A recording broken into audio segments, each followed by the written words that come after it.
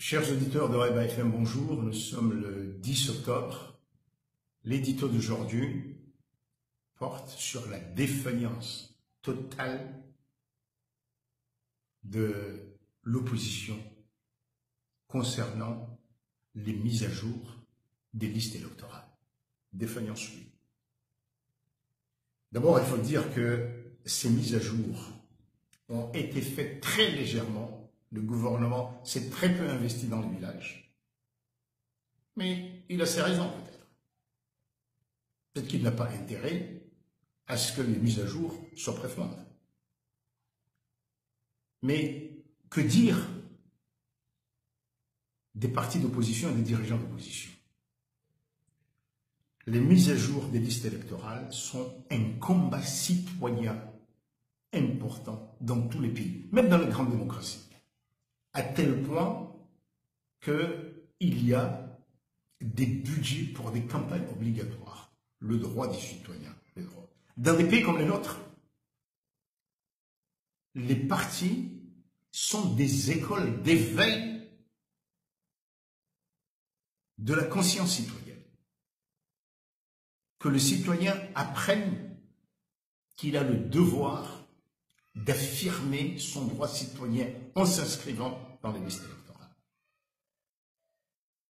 C'est le devoir des partis politiques, mais aussi des associations de droits des citoyens et des associations de jeunes. Il ne faut pas attendre que les élections soient là, que l'opposition soit en mesure ou non de faire repousser la date pour dire il faut maintenant voir les listes électorales, l'Union européenne, l'Union africaine, tel bailleur de fonds doit nous donner de l'argent. Bien sûr, il faut un peu de moyens, mais cet argent-là, non seulement il pourrait être utilisé ailleurs, mais le combat politique pour une vraie mise à jour des listes électorales, c'est-à-dire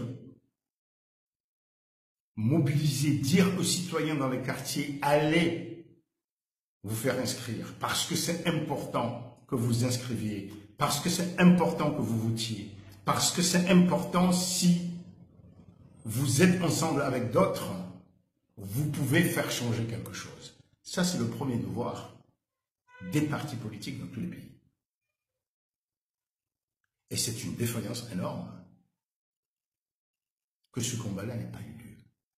C'est une défaillance énorme qu'en ce moment où le président Sambi croupit en prison, que ses militants, que ses responsables ne soient pas dans les quartiers pour dire aux citoyens « inscrivez-vous ». C'est une défaillance énorme que des partis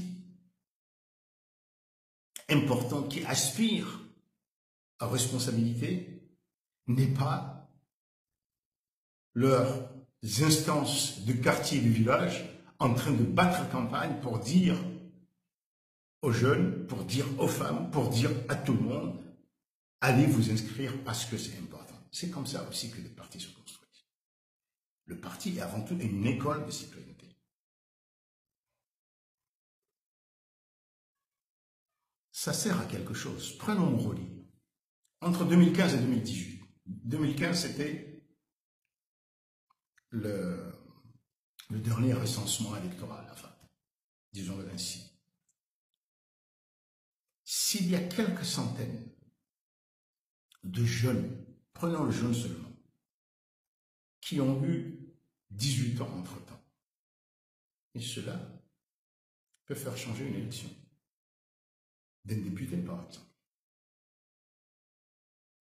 Mais un homme politique doit pouvoir dire, savoir quel est le pourcentage de femmes, par exemple, qui n'est pas, le pourcentage des femmes en âge de voter, qui n'est pas inscrit sur les listes électorales et faire campagne pour ça. Le pourcentage de jeunes, enfin le pourcentage de citoyens tout court, par exemple.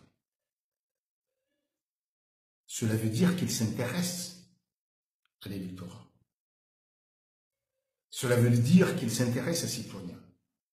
Cela veut dire aussi qu'il croit qu'il sera élu parce qu'il a fait campagne, parce que les citoyens lui font confiance.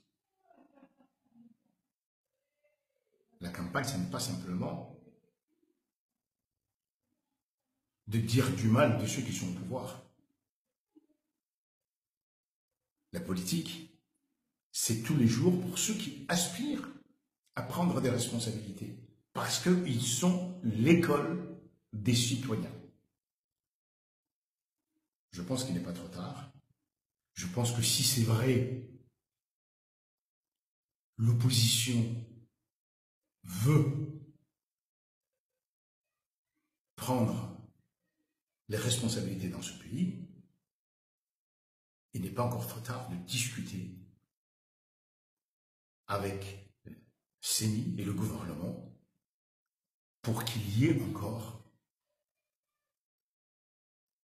un prolongement, une extension de la mise à jour des listes électorales avec une implication très importante des partis. À demain.